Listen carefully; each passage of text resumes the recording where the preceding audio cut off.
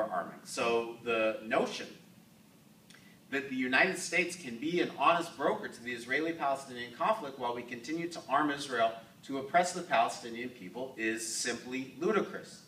We cannot be an honest broker as long as we are providing Israel with these weapons. Now, in 2007, George W. Bush negotiated a deal to give Israel $30 billion in taxpayer funds for weapons to Israel from 2009 to 2018. So right now, we're right in the middle of that agreement. Barack Obama said that he could top George Bush in this. And when he went to Jerusalem in March of this year, he leaked to the press that he wants to negotiate a deal during this term to give Israel $40 billion of additional weapons all the way up until 2028, well beyond the time when he leaves the White House. This is the same time in this country where we're facing sequestration, where we've seen across-the-board budget cuts to nearly every single social spending program that hundreds of millions of our fellow citizens depend on for the basic necessities of life. So we supposedly don't have the money to provide seniors with the cancer-fighting drugs that they need to overcome their diseases.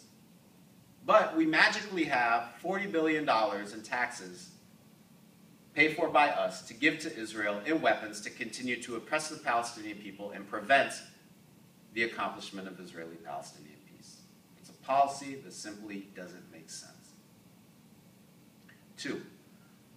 Like other U.S. presidents who have tried to be critical of Israel and have faced pushback for these positions from the Israel lobby, President Obama, like other predecessors, felt this pressure and caved before it. And unfortunately, I wish I could tell you that Obama put up a good fight and that he stood his ground and he at least attempted to go toe-to-toe with the Israel lobby to defend his correct policy of insisting that Israel stop colonizing Palestinian land. But Obama, the politician, is not a fighter. Obama is a consensus builder. Obama is someone who is extremely deferential to the political powers that be. Lyndon Baines Johnson once famously said that what is the point of having political capital if you don't spend it? And this is a question that Barack Obama needs to answer for himself, because especially at the outset of his first administration, he had a tremendous amount of political capital, a tremendous amount. And had he chose to spend it in publicly confronting the Israel lobby, I think he would have won. But instead of doing so, what he did was he felt this pressure from the Israel lobby, which mobilized 77 U.S. senators to undermine